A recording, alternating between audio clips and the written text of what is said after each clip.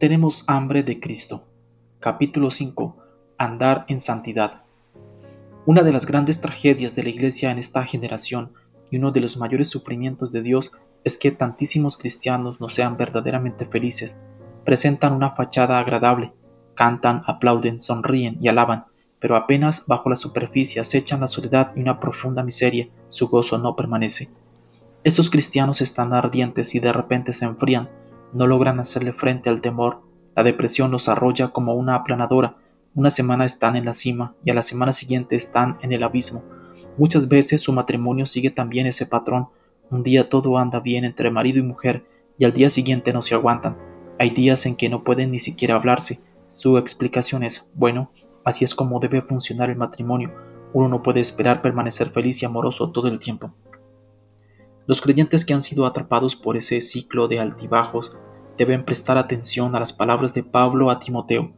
El apóstol anima al joven a que ayude a otros a que entren en razón y escapen del lazo del diablo en que están cautivos a voluntad de él. Segunda de Timoteo 2:26. Eso describe perfectamente a muchos creyentes, puesto que ellos le dan entrada, Satanás entra y sale de sus vidas cuantas veces quiere. No ejercen autoridad para detener al diablo a la entrada de su corazón, y él les echa en cara con jactancia el poder que tiene sobre ellos. Les dice, no tienes el poder de Cristo dentro como para detenerme.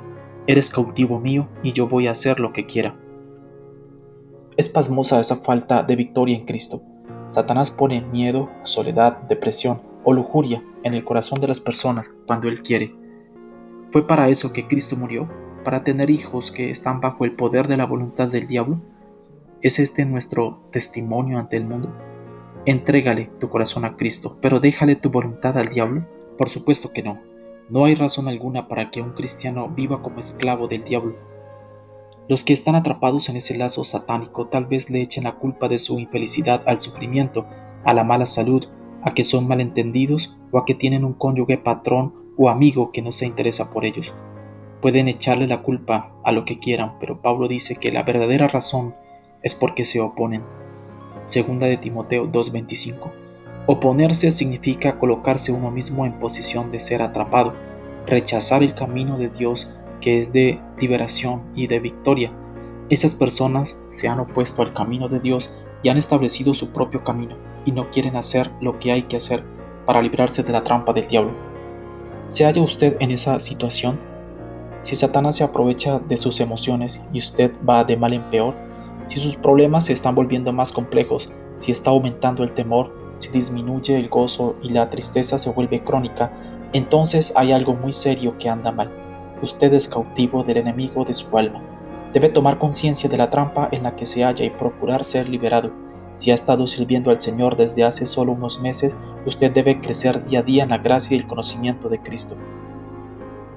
Sus victorias espirituales deben ser visibles. Usted debe tener la certeza de la presencia constante del Señor y será transformado de gloria en gloria a la imagen de Cristo. Ya es hora de que sea Satanás el que huye de usted. Entonces, ¿cuál es el problema? ¿Por qué tantísimos cristianos han quedado cautivos?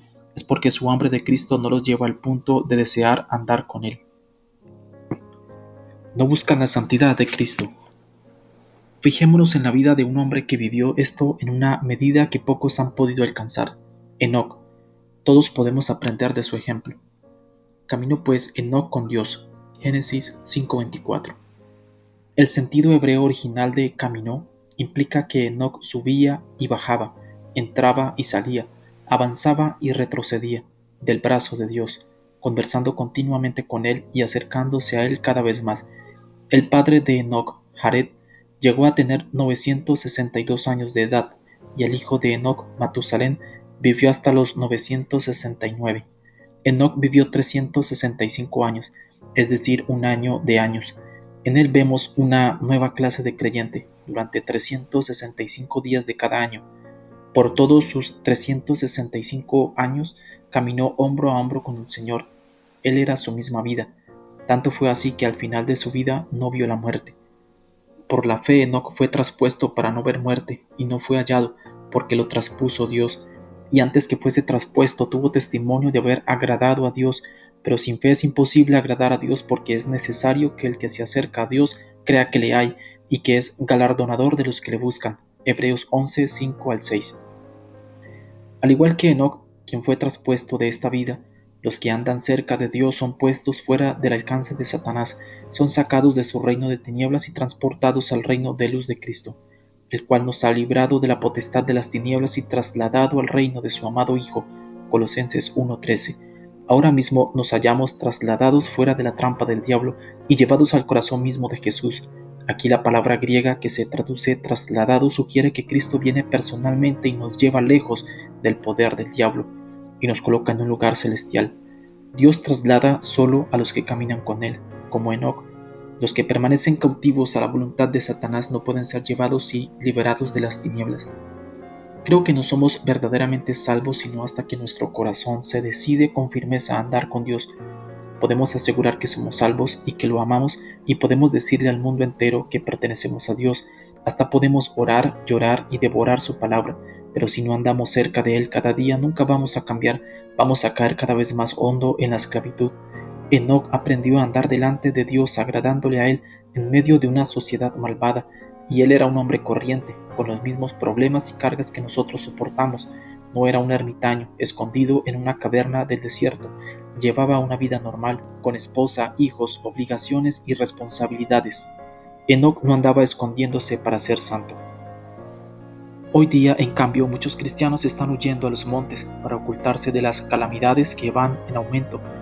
Hay supuestos profetas que les están diciendo a las personas que se acerquen a sus abrigados refugios rurales. A los cristianos mesiánicos, judíos conversos, se les dice que huyan a Israel para escapar del colapso financiero que se avecina en los Estados Unidos.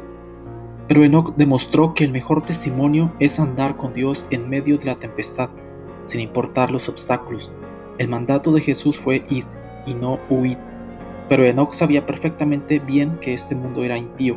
Echó una mirada hacia adelante a través de la historia hasta los días del fin y todo lo que pudo decir fue impíos. De estos también profetizó Enoc, séptimo desde Adán, diciendo: He aquí vino el Señor con sus santas decenas de millares para hacer juicio contra todos y dejar convictos a todos los impíos de todas sus obras impías que han hecho impíamente y de todas las cosas duras que los pecadores impíos han hablado contra él. Judas 14:15. No debemos escondernos del mundo, pero al mismo tiempo, si estamos andando con el Señor, debemos ver el mundo como lo vio Enoc, impío, lleno del espíritu del anticristo y contaminado con palabras duras contra nuestro Dios. ¿Cómo podemos tener hambre de Cristo y seguir siendo parte de lo que es impío? ¿Cómo podemos desear a Cristo sobre todas las cosas y todavía considerarnos parte de los que Él viene a juzgar? No estoy hablando aquí de ministrar al mundo no creyente, lo cual es nuestro deber como discípulos de Cristo. Lo que quiero decir es que no podemos ser parte de ese mundo. Tampoco estoy condenando la belleza de la naturaleza y de las cosas buenas que Dios ha creado. Debemos considerar los lirios del campo. Mateo 6:28. Pero si estamos caminando hombro a hombro con Jesús, hablando con Él y escuchándolo, vamos a aborrecer este sistema mundial impío. Vamos a ponernos del lado de Cristo y en contra de los que hablan en contra de Él.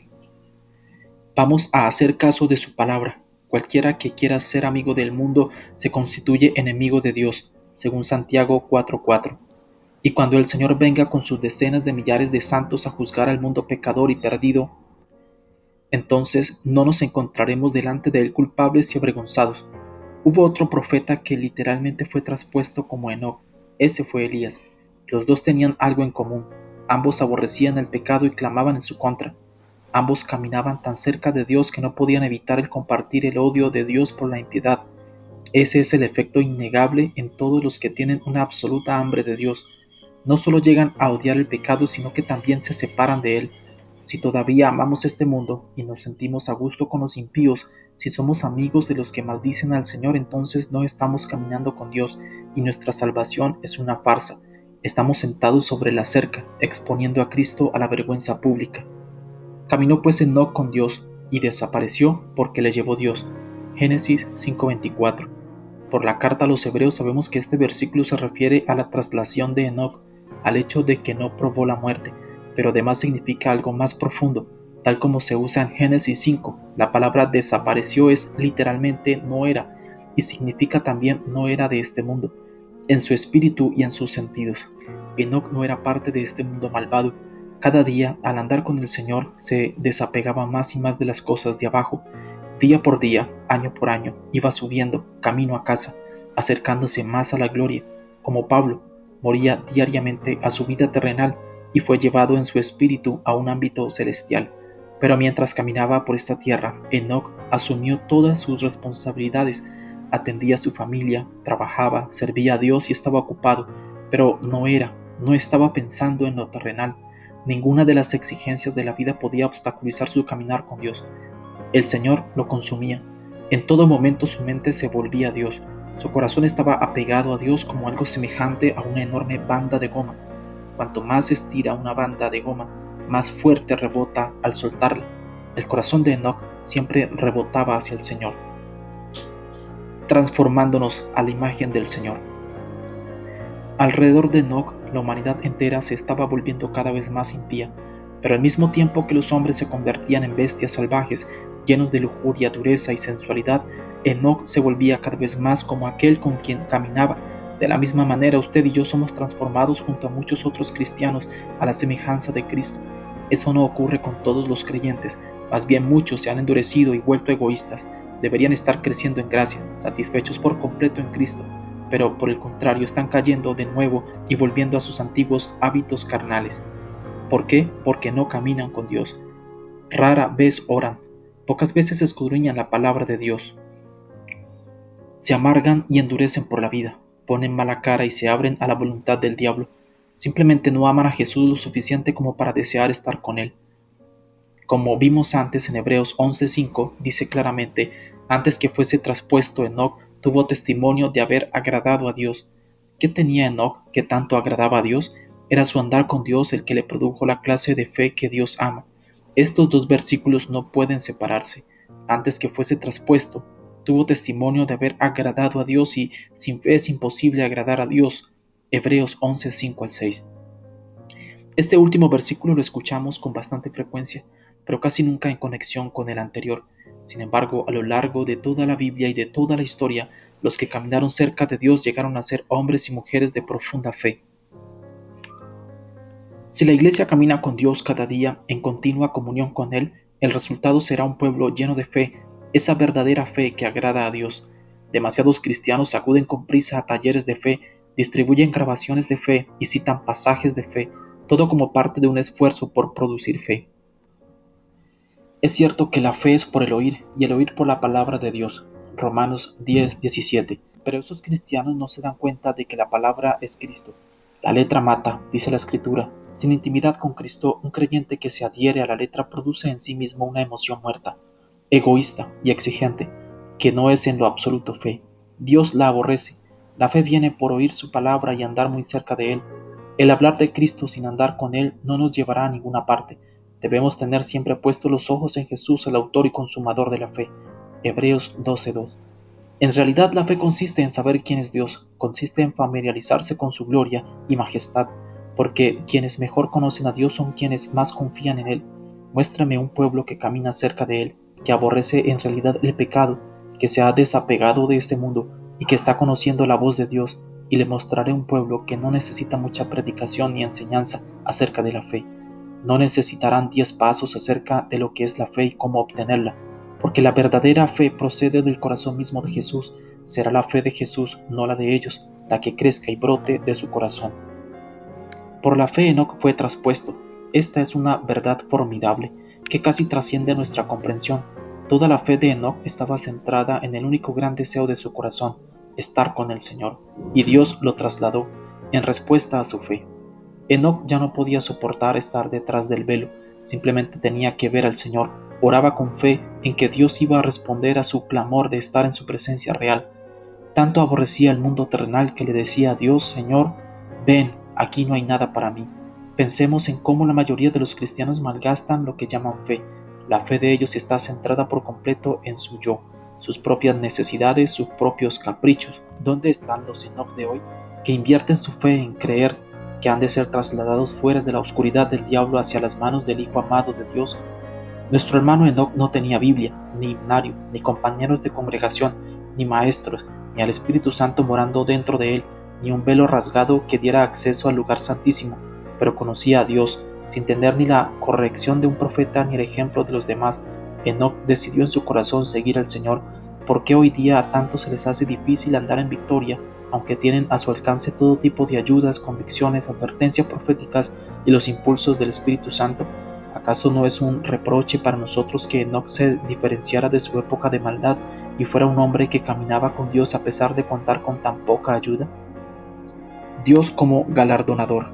Es necesario que el que se acerca a Dios crea que le hay y que es galardonador de los que le buscan.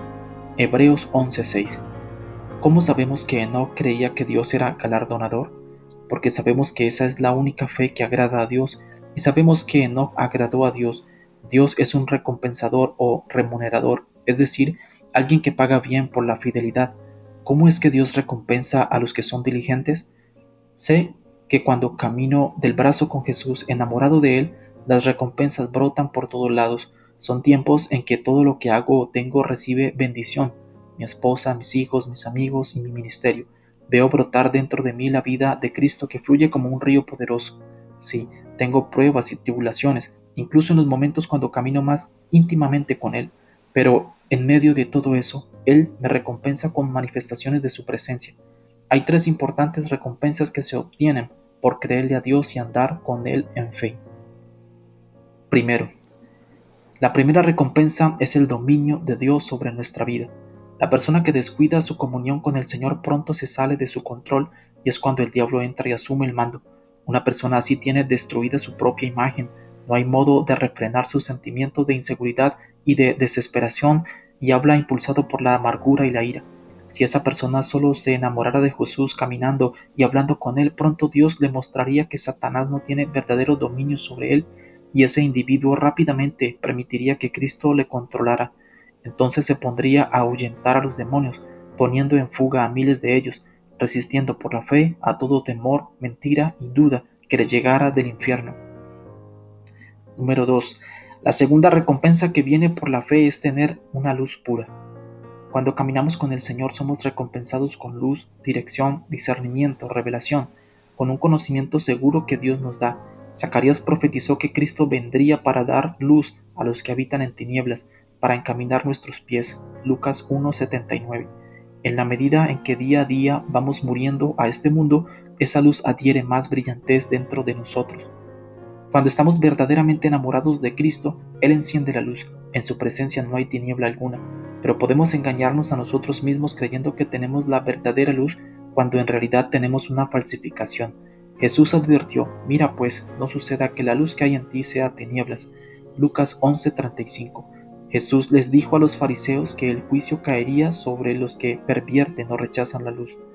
Para juicio he venido yo a este mundo, para que los que ven sean cegados. Entonces algunos de los fariseos le dijeron, ¿acaso nosotros somos también ciegos? Jesús les respondió, porque decís vemos, vuestro pecado permanece. Juan 9:39-41. Como los fariseos, algunos cristianos creen que ven, piensan que tienen discernimiento y que están en la luz, pero deben fijarse en su propia vida, en su hogar, en toda la tribulación y confusión que hay en su corazón y admitir, Señor, no veo, muéstramelo, ¿estoy ciego? Si no estamos dispuestos a admitir nuestra oscuridad y abrirnos a la luz pura y verdadera, entonces nuestro discernimiento no será más que una luz falsa. Quien anda diciendo yo veo está maldecido con la peor forma de oscuridad y orgullo. Examine su corazón. ¿Se halla bajo el hechizo de alguna especie de oscuridad o indecisión? ¿Está confuso, perplejo o sin claridad? Entonces todavía está caminando en las tinieblas. He aquí la respuesta que usted necesita. Yo soy la luz del mundo. El que me sigue no andará en tinieblas, sino que tendrá la luz de la vida. Juan 8:12. Todo aquel que cree en mí no permanece en tinieblas. Juan 12:46. Dios nos ha librado de la potestad de las tinieblas y trasladado al reino de su amado Hijo. Colosenses 1:13. Vuelva a andar con Cristo y Él disipará toda oscuridad y lo restaurará a su luz pura. Número 3. La tercera recompensa que viene al andar en fe es la protección contra todos nuestros enemigos. Ninguna arma forjada contra ti prosperará. Isaías 54:17. El sentido de este versículo en el texto hebreo original equivale a ningún plan, ningún instrumento de destrucción, ninguna artillería satánica te abatirá ni te pasará por encima, sino que será desarticulada. Todo aquello que Satanás intente con el fin de destruirnos quedará sin efecto. Esos enormes cañones apuntados contra nosotros se derretirán en la presencia de Cristo. ¿Cree usted que Satanás se atrevería a poner la mira contra Cristo con quien vamos caminando? Si acaso lo intenta, Dios ha prometido hacer fracasar su ataque contra nosotros. Dijo Dios por medio de Isaías: yo he creado el destruidor para destruir. Isaías 54:16. Recordemos que el destruidor está bajo el dominio del Señor, y la recompensa de los que buscan a Dios con diligencia es el privilegio de llegar a ser más que vencedores. Véase Romanos 8:37. Incluso en medio de pruebas y tentaciones.